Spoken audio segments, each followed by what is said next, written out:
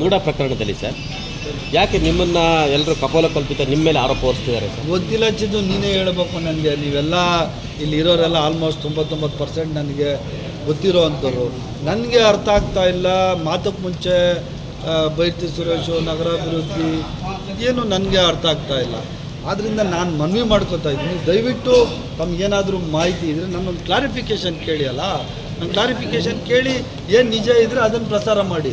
ಸುಳ್ಳು ಸುದ್ದಿ ನೋಡಿ ಮೂಡ ಸೈಟನ್ನು ಮುಖ್ಯಮಂತ್ರಿ ಕೂಡ ಜೊತೆ ಮಾತುಕತೆ ಆಡಬೇಕು ಅಂತೇಳಿ ಸರ್ವಪಕ್ಷದ ನಿಯೋಗ ಹೋಗ್ಬೇಕು ಅಂತೇಳಿ ಈಗ ಪರ್ಮನೆಂಟ್ ಬ್ಯಾಕ್ವರ್ಡ್ ಕ್ಲಾಸಸ್ ಕಮಿಟಿಯವರು ಸಹ ಇದರಲ್ಲಿ ದ್ವಾರಕನಾಥ್ ಅವರು ಸಹ ಬಂದಿದ್ದರು.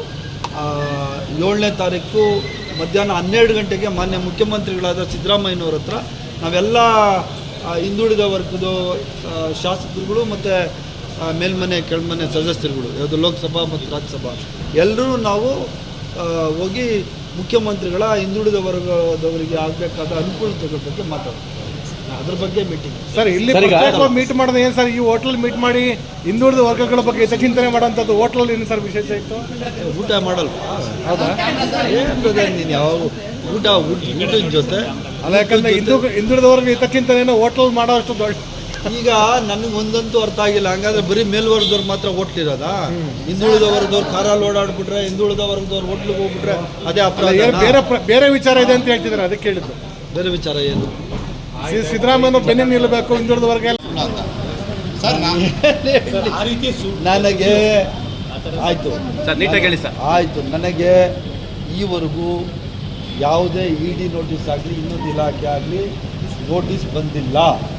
ಇದು ನಿಮ್ಮ ಮುಖಾಂತರ ನಾನು ಹೇಳ್ತಾ ಇದ್ದೀನಿ, ಸ್ಪಷ್ಟ ಮಾತುಗಳಲ್ಲಿ ಹೇಳ್ತಾ ಇದ್ದೀನಿ. ಇನ್ನೊಂದು ನಿಮ್ಮ ಹತ್ರ ನಾನು ಮನವಿ ಮಾಡ್ತಾ ಇದ್ದೀನಿ, ದಯವಿಟ್ಟು ಈ ಥರ ಸುಳ್ಳು ಸುದ್ದಿಗಳನ್ನ ಪ್ರಸಾರ ಮಾಡಬೇಡಿ. ಈ ಥರ ಸುಳ್ಳು ಸುದ್ದಿ ಪ್ರಸಾರಗಳು ಮಾಡಿದ್ರೆ ಮುಂದೆ ಒಂದಿನ ನಿಮಗೂ ಏನಾದರೂ ಮಾಡ್ಬೋದಲ್ಲ ಯಾರಾದ್ರೂ. ಈ ಥರ ಕ್ಯಾರೆಕ್ಟರ್ ಅಸಾಸಿನೇಷನ್ ಯಾವ ಟಿವಿಯವರು ಯಾವ ಮಾಧ್ಯಮದವರು ದಯವಿಟ್ಟು ಮಾಡಬೇಡಿ. ನನ್ನನ್ನು ಯಾಕೆ ಒಳ್ಳೆ ದುಶ್ಮನ್ಗಳ ಥರ ಮಾಡ್ತೀರಲ್ಲ ನೀವು? ನಾನೇ ನಿಮ್ಮ ಶತ್ರುನಾ ನಾನು? ಯಾಕೆ ಈ ಥರ ಒಬ್ಬ ಇನ್ನೋಸೆಂಟ್ ಇದವ್ರನ್ನ ಎಲ್ಲರನ್ನೂ ಬಿಟ್ಟು ನಮಗೆ ಯಾಕೆ ಟಾರ್ಗೆಟ್ ಮಾಡ್ತೀರಾ? ಏನು ತಪ್ಪಾಗಿದೆ ನನ್ನಿಂದ? ಯಾವಾಗ ನೋಡಿದ್ರೂ ಬೈಚು ಸುರೇಶ್ ಅದೇನೋ ಡಾಕ್ಯುಮೆಂಟ್ಸ್ ಎತ್ಕೊಂಡ್ಬಂದು ಅಂತ ಹೊಡಿತೀರಾ. ಇಡೀ ಕುಮಾರಸ್ವಾಮಿ ಆರೋಪ ಮಾಡಿದ್ದು ನಾವಲ್ಲ, ಡಾಕ್ಯುಮೆಂಟ್ಸ್ ಎತ್ಕೊಂಡ್ಬಂದ್ರೆ ಹೆಲಿಕಾಪ್ಟರ್ ಮಾಡ್ಬಿಟ್ಟು ನಾನು ಖುದ್ದಾಗಿ ಮನೆಯಿಂದ ಸ್ಟ್ರೈಟ್ ಇಲ್ಲಿ ಬರ್ತಾ ಇದ್ದೀನಿ. ಏನು ಅಣ್ಸೋಗ್ಬಿಡ್ತಾರೆ ಅಂದರೆ ಏನು ನನಗೆ ಅರ್ಥ ಆಗಿಲ್ಲ. ನನಗೆ ಯಾಕೆ ಏನು ವಿಚಾರ? ನನಗೆ ಈ ಮೂಡ ಇದಕ್ಕೇನು ಸಂಬಂಧ ಏನಿದೆ? ಏನು ಅಷ್ಟು ಸುಲಭನ ಬೇಕು ಅಂತಲೇ ನಿಮ್ಮನ್ನ ಟಾರ್ಗೆಟ್ ಇಡಿ ಎಲ್ಲ ಮಾಡ್ತಾ ಇರೋದು? ನನ್ನ ಪ್ರಕಾರ ಪ್ರೆಸ್ನವ್ರು ಮಾಡ್ತಾರೆ ಟಾರ್ಗೆಟ್. ಈಗ ಬೆಳಗ್ಗೆ ನನ್ನ ಪ್ರಕಾರ ನೀವು ಟಾರ್ಗೆಟ್ ಮಾಡ್ತಾ ಇದ್ದೀರಾ. ಯಾವುದೇ ನೋಟಿಸು ನನಗೆ ಇಡಿ ಆಗಲಿ ಇನ್ನೊಂದು ಮತ್ತೊಂದು ನನಗೆ ಯಾವುದೇ ನೋಟಿಸ್ ಬಂದಿಲ್ಲ. ಮಾಧ್ಯಮ ಸ್ನೇಹಿತರು ನಾನೇ ನಿಮಗೆ ಅಪರಿಚಿತನಾ? ನಿಮಗೆಲ್ಲ ಗೊತ್ತಿರೋನು ನಾನು. ಅಟ್ಲೀಸ್ಟ್ ನಾನು ಕ್ಲಾರಿಫಿಕೇಶನ್ ಕೊಟ್ಟಾದ್ರೂ ನೀವು ಟಿ ವಿಲಿ ಹಾಕೋದು ನ್ಯಾಯ ಐತೆ. ಈ ಥರ ಕ್ಯಾರೆಕ್ಟರ್ ಅಸಾಸಿನೇಷನ್ ಯಾಕೆ ಮಾಡ್ತಾ ಇದ್ದೀರಾ ಅನ್ನೋದೇ ನನಗೆ ಅರ್ಥ ಆಗ್ತದೆ. ಇವತ್ತವರೆಗೂ ನನಗೆ ಯಾವುದೂ ಗೊತ್ತಿಲ್ಲ. ಹೇಳಿದ್ದೆ ನಾನು ಏನು ಹೇಳಿ ಸರ್, ಈಗ ಇಡಿ ರೈಡ್ ನೋಟಿಸ್ ಕೊಟ್ಟಿದೆ ಅಂತೆಲ್ಲ ಸುದ್ದಿ ಹರಿದಾಡ್ತಾ ಇತ್ತು. ಈಗ ಏನು ಸರ್ ನಿಮ್ಗೆ ಕೊಟ್ಟಿದ್ದಾರೆ ಸರ್? ಇಲ್ವಾ? ನೀವೆಲ್ಲ ಸ್ನೇಹಿತರಿದ್ದೀರಾ ಇಲ್ಲೆಲ್ಲ. ನೀವೆಲ್ಲ ಒಂಥರ ಆವಾಗಿಂದ ನನಗೆ 2012ರಿಂದ ಭಾಳ ಸಪೋರ್ಟ್ ಮಾಡಿ. ಯಾರು ಈ ಸುಳ್ಳು ಸುದ್ದಿ ಹಬ್ಬಿಸ್ತಾ ಇರೋದು? ಏನು ನಾನು ಪಾಪ ಮಾಡಿದೆ ಅಂತ ಅರ್ಥ ಆಗ್ತಾ ಇಲ್ಲಲ್ಲ. ತಿರುಗಿ ಬಂದ್ಬಿಟ್ಟು ನನ್ನ ಹಿಡ್ಕೊಳ್ಳೋದ್ರಲ್ಲಿ ಏನೈತೆ ಅರ್ಥ? ಇಡೀ ನೋಟಿಸ್ ಬಂದೈತೆ, ಅದೇನೋ ಟೈಮ್ ಕೇಳವ್ರೆ, ಅದೇನೋ ಆನ್ಸರ್ ಕೊಟ್ಟವ್ರೆ. ಯಾವ ಇಡೀ ಏನು ಅದಕ್ಕೇನು ಏನು ಅಥೆಂಟಿಕೇಟೆಡ್ ಏನಿದೆ? ನಿಮ್ಮಿಂದ ಏನು ಬಚ್ಚಿಡೋಕ್ಕಾಗ್ತದ ಅದು?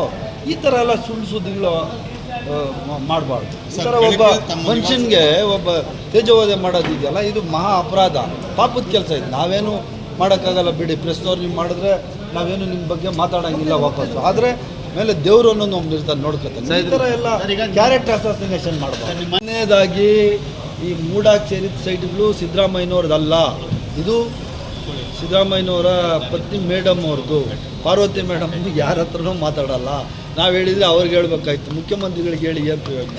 ಅವ್ರದ್ದೆಲ್ಲ ಸೈಟ್ಸ್ ಇದು, ಪಾರ್ವತಿ ಮೇಡಮ್ ಸೈಟ್ಸ್. ಯಾವುದೇ ಸಲಹೆಗಳು ನಾವು ಕೊಟ್ಟಿದ್ದಲ್ಲ. ಮೊನ್ನೆ ಅವ್ರ ಸೈಟ್ ವಾಪಸ್ ಕೊಟ್ಟಿದ್ದು ಯಾರದೇ ಸಲಹೆ ಅಲ್ಲ, ಅವ್ರದ್ದು ಸ್ವಯಂಕೃತ ನಿರ್ಧಾರ.